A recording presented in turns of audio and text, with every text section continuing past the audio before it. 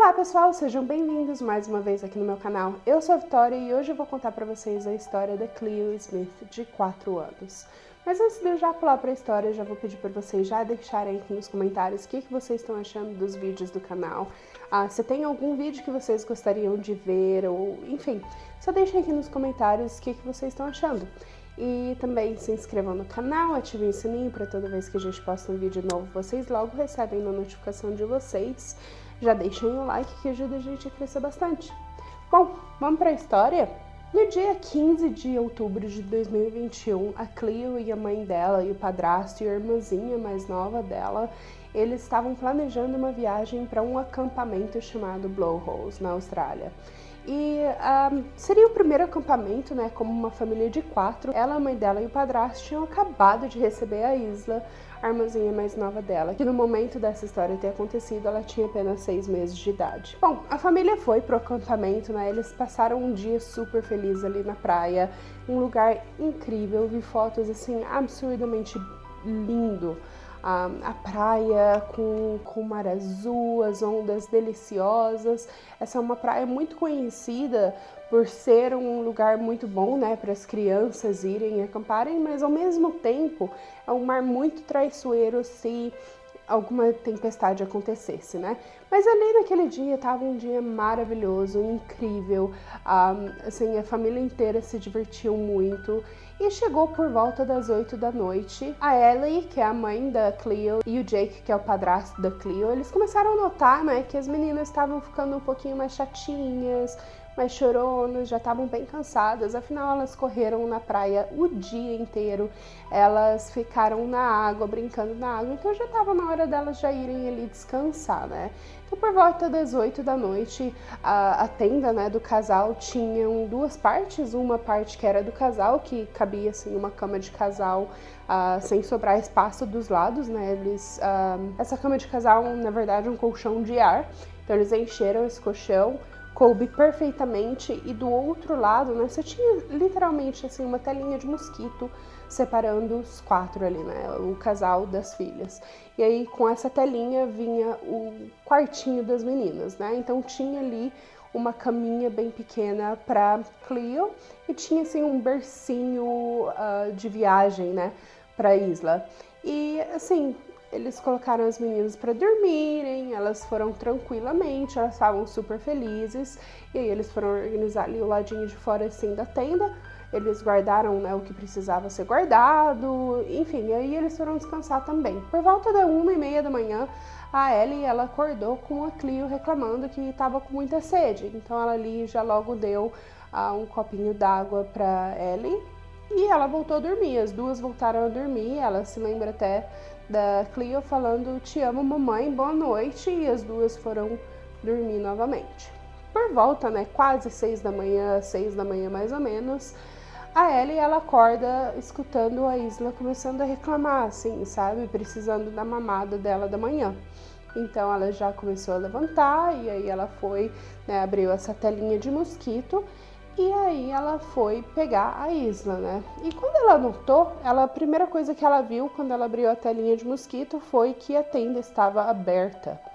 E ela estava totalmente aberta até em cima. E aí a primeira coisa que ela viu foi para ver se o bebê estava ali, né, no bercinho, e para ver se a Cleo estava deitada ao lado. Porém, a bebê estava por lá, né? Porque ela acordou com a bebê reclamando que precisava mamar.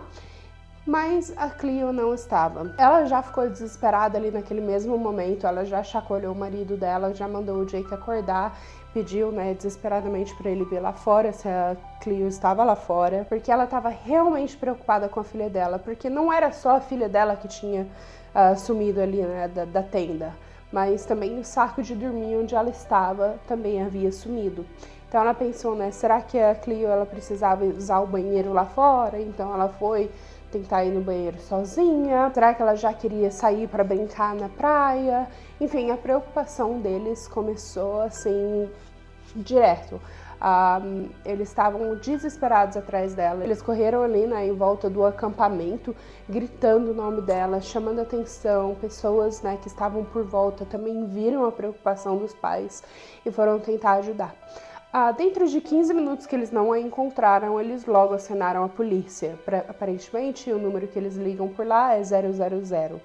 Então, eles já logo acionaram a polícia e a polícia veio logo em seguida, né? Porque, afinal de contas, uma criança de 4 anos, eles estavam acampando próximo ao mar. Enfim, os riscos são tremendos, né? Com a idade dela, não se sabe se foi levada por uma pessoa, não se sabe se ela se perdeu por ali, né? São quilômetros de mar abertos e também de dunas, então são lugares que não são habitados, então assim, o risco de vida a ela é muito grande, né? Então a polícia já logo correu com uma procura, né, muito grande atrás da Cleo. Muitas pessoas se prontificaram a ajudar também com essa busca a Cleo. Eu sei que juntaram mais de 100 pessoas, assim, em questão de horas. Foi realmente, assim, uma busca muito intensa. E desde o começo, a polícia intensificou bastante, né, para os pais.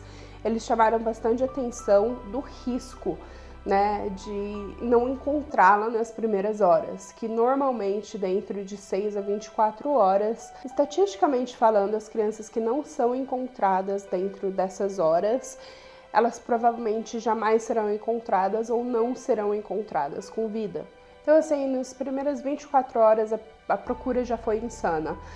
Já tinham helicópteros, já tinham policiais, já tinham voluntários, já tinham cachorros de busca. Dentro dos próximos 3 dias, juntaram cavalos, juntaram mais cachorros de buscas, juntaram muito drone também. Enfim, foi uma busca que foi muito levada a sério. Então, ali, né, nos primeiros dias, quando eles não encontraram, a frustração começou a tomar conta ali, né, dos pais da Cleo. No 4º dia, o tempo começou a fechar bastante e do nada uma tempestade muito severa atingiu ali aquele local. E esse local, como eu falei ali no começo, o mar pode ser muito traiçoeiro quando há tempestade.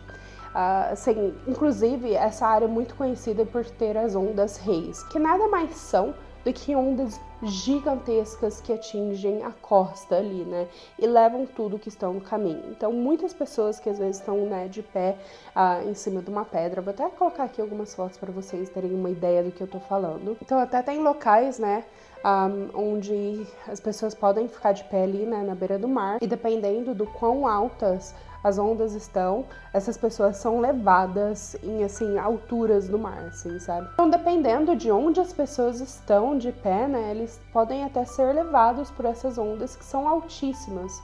Então, assim, é um local que fica muito perigoso. E essa tempestade foi tão forte, assim, realmente meio que do nada, que eles até tiveram que parar as buscas por questão de horas, assim, sabe? Então, foi ali outra preocupação em cima dos pais, né, procurando a Cleo. Será que ela tá protegida? Será que ela tá bem? Onde será que ela está agora que o mar tá tão severo? Eu espero que ela não esteja próxima do mar. Mas tendo isso dito, eu também vi na entrevista, né, que a mãe dela deu, a mãe da Cleo acabou dando, falando que, né, que no primeiro momento que ela notou que as coisas da filha já não estavam lá, o coração dela estava dizendo que ela já não estava nem próximo desse acampamento. Então, assim, ela tinha certeza, por alguma razão, que a filha dela havia sido levada e sequestrada. Ela sabe, né, do temperamento da filha, ela sabe que a filha tem muito medo do escuro, que ela não sairia sozinha, enfim. É uma criança de 4 anos, né? A mãe conhece ela melhor que todo mundo. Mas, tendo isso dito, né, realmente acidentes acontecem. Mas, assim, o instinto materno dela estava dizendo a ela que a filha dela havia sido sequestrada. Então, quando o dia 6, né, chegou, eles tomaram a decisão, né, a polícia tomou a decisão, junto ali com o primeiro-ministro do país, de que aquilo provavelmente havia sido um sequestro. Então, no 6º dia, o primeiro-ministro nada mais é do que o presidente, né, do país. Então, o Mark McGowan, ele acabou oferecendo uma recompensa de $1 milhão australianos para a pessoa que pudesse dar alguma informação sobre o paradeiro da Cleo. E nesse dia também foi o dia que os pais e a irmã dela tiveram que deixar esse acampamento para poder voltar para casa. para poder continuar as buscas, né, de casa. Eles não moravam muito longe desse local, então, assim, eles acabaram voltando para casa contra a vontade deles, porque eles queriam fazer parte, né, desse grupo de buscas, eles queriam fazer parte disso tudo, mas eles deveriam estar em casa. Para o caso, né, do sequestro, se alguém quisesse ligar para pedir uma recompensa para devolver a filha, eles precisariam estar em casa para poder receber essa ligação. Então foi isso que eles fizeram, eles voltaram para casa e ao mesmo tempo, assim, muitas pessoas na internet, a repercussão desse caso foi internacional e assim, muitas pessoas estavam aflitos, né, querendo saber onde estava essa criancinha de 4 anos.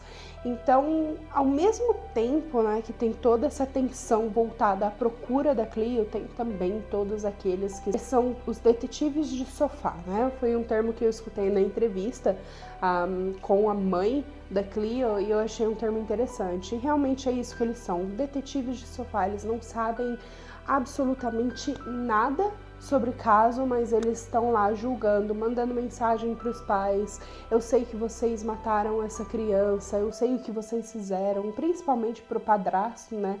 Ele poderia não ser o pai biológico, mas ele estava cuidando dela desde que ela nasceu, praticamente.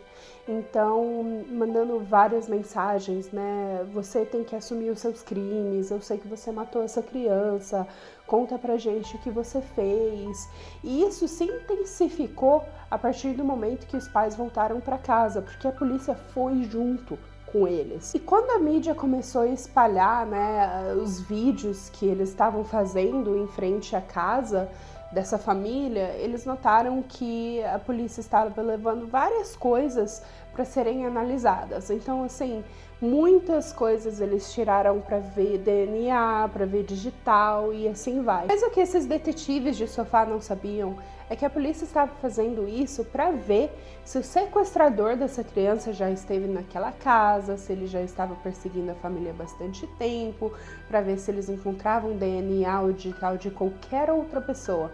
Não porque eles suspeitavam dos pais, porque desde o começo os pais sempre foram muito abertos, sempre abriram as portas, deram as chaves da casa deles, do carro, da van, enfim, de tudo que eles tinham. Eles sempre foram muito ativos nessa busca. E a polícia, assim, de fato, pelo que eu vi nas minhas pesquisas, eles não suspeitaram dos pais em momento algum. Mas, como eu falei, né, com a repercussão desse caso, muitas pessoas se acharam no direito de julgar os pais e culpar os pais e condenar os pais. Então, assim, foi assim, um negócio que foi muito difícil para a família. Eu vi, né, na entrevista que a mãe acabou dando, falando o peso que aquilo lá teve neles, né, de tipo, eu tô procurando a minha filha com todas as minhas forças, tô tentando me manter de pé aqui, tô tentando me manter sã até encontrar minha filha, porque ela tinha certeza que a filha dela ainda estava viva, que era um sentimento do coração dela, de novo, um instinto materno de que a filha dela estava bem, mas que precisava ser resgatada.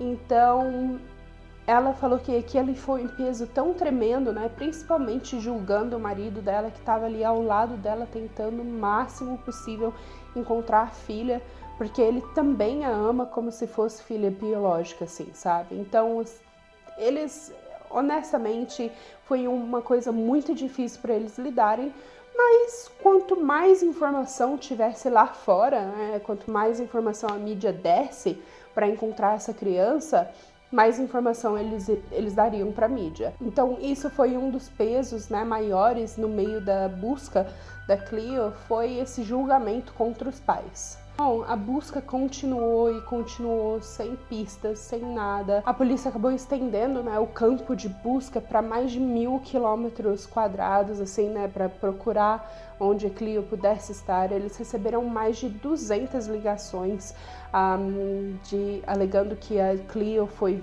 avistada em algum local, mas essas alegações foram todas falsas. Não por maldade, assim, né, mas simplesmente só não era Cleo, onde as pessoas achavam que possivelmente era uma criança parecida, ou eram pessoas que eles suspeitavam que era um estranho e que poderia ter sequestrado essa criança, mas assim, quilômetros e quilômetros de distância. Alguns não faziam nem sentido, e enfim, mas a polícia acabou correndo atrás, né, de todas essas pistas possíveis que eles tinham, principalmente locais próximos onde eles estavam, e eles continuaram essa busca extensiva por um bom tempo. Com o passar dos dias, né, a polícia acabou achando que ali não seria mais uma história feliz. No final, então, o time de homicídio acabou também fazendo parte dessas buscas. Então, teve a adição ali, né, do time de homicídio à procura da Cleo. Nesse tempo de busca, eles juntaram mais de 50 metros cúbicos de lixo da região, das pessoas da região, para ver se ali eles teriam alguma pista, né, do que estava acontecendo. Isso foi no dia 17 que aconteceu. E quando eles acabaram nessa busca de todo esse lixo, né, das pessoas, das casas e assim vai, eles não encontraram absolutamente nada. Então, assim, foi algo que também mexeu muito com eles, né, porque provavelmente alguma coisa eles encontrariam usando, né, abrindo todos os lixos daquela região, talvez a roupa dela, enfim, alguma pista eles esperavam encontrar, mas não encontraram nada. No final daquele dia, os pais foram dormir novamente, angustiados, desesperados. Foi assim, eles já estavam perdendo um pouco das esperanças, modo de falar, assim, eles já estavam esperando coisa ruim, mas as esperanças de que ela estaria bem estavam muito grandes, muito aflorada neles. Mas a polícia, fazendo o trabalho correto deles, né, para não levantar esperanças falsas na família, eles estavam falando que provavelmente, se eles a encontrassem, né, porque tinha uma chance muito grande que eles jamais a encontrariam novamente, mas se eles a encontrassem, seria um corpo e não a criança com que eles, né, passaram os últimos anos da vida deles. Eles foram dormir extremamente angustiados até que, à 1 da manhã, eles recebem uma ligação e é o policial falando para a mãe dela: tem alguém aqui que quer falar com você. E ele passou o telefone para Cleo e a Cleo falou: mamãe, sou eu, tô indo para casa. E naquele momento a Ellie acabou sacudindo o Jake, né, para ele acordar, e ela, aos prantos, super feliz de escutar a voz da filha dela. O Jake também disse que começou a chorar no momento que eles escutaram a voz, até arrepia. E eles acabaram correndo, né, para o hospital para ver a Cleo, né, para ver como ela estava, enfim, para segurar a filha deles nos braços. E era um tempo de Covid, né, então eles tiveram que apertar o interfone, eles tiveram que ser permitidos dentro do hospital e, enfim, eles tiveram que passar por uma série de coisas até serem permitidos a verem a Cleo. Então, quando eles entraram no quarto da Cleo, né, muitas pessoas acharam que ela parecia muito saudável, muito bonita, muito tranquila, enfim. Mas a mãe dela notou que as primeiras coisas que ela viu foram o oposto da filha dela bem, né? A filha dela tinha passado por um trauma muito grande, apesar dela estar ainda saudável, não ter perdido peso algum. A pessoa que acabou sequestrando pintou o cabelo dela, cortou o cabelo dela, ela estava assim, né, um pouco arredia, ela não estava confiando muito nas pessoas, enfim. Os pais notaram o que os estranhos não notariam, né, da personalidade dela que havia mudado.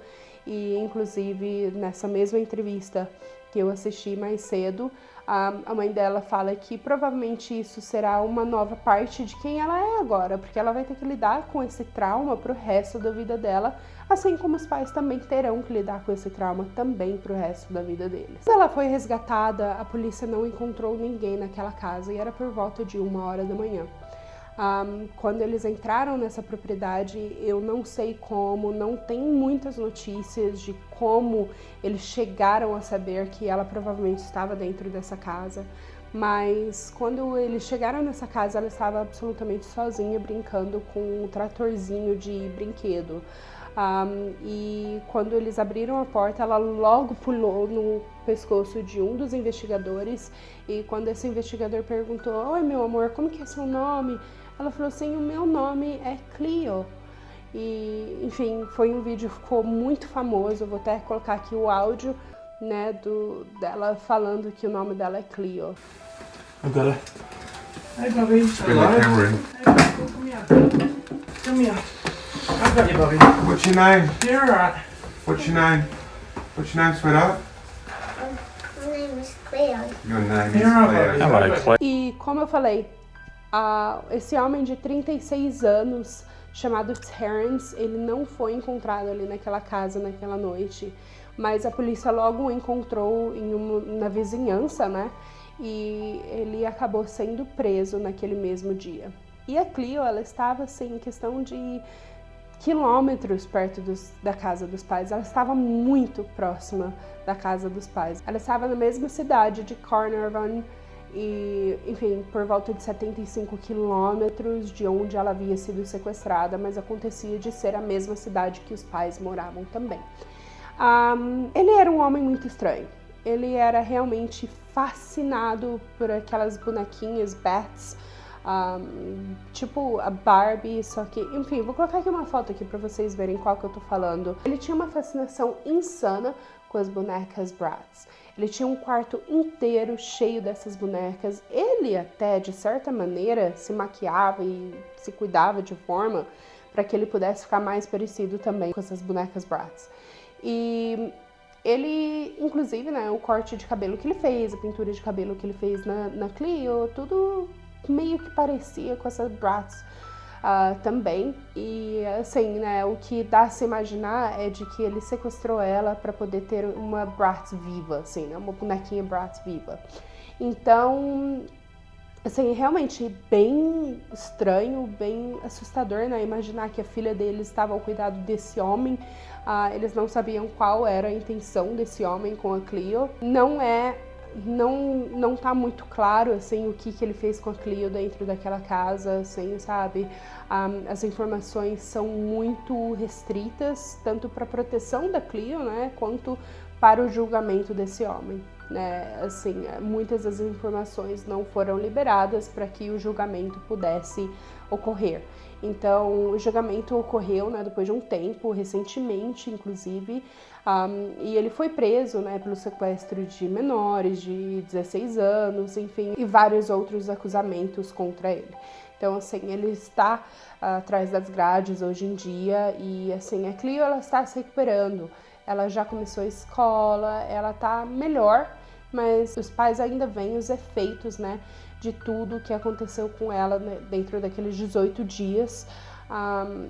E eles ainda tentam lidar muito com isso, com muita ajuda, muito suporte e assim vai. Bom, e é essa a história da Cleo Smith. Essa parte aqui da minha série De Volta Pra Casa.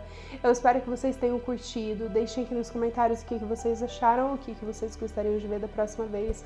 Já deixem um like que ajuda a gente a crescer bastante. Se inscrevam, ativem o sininho e eu vejo vocês no próximo vídeo. Até mais. Tchau, tchau.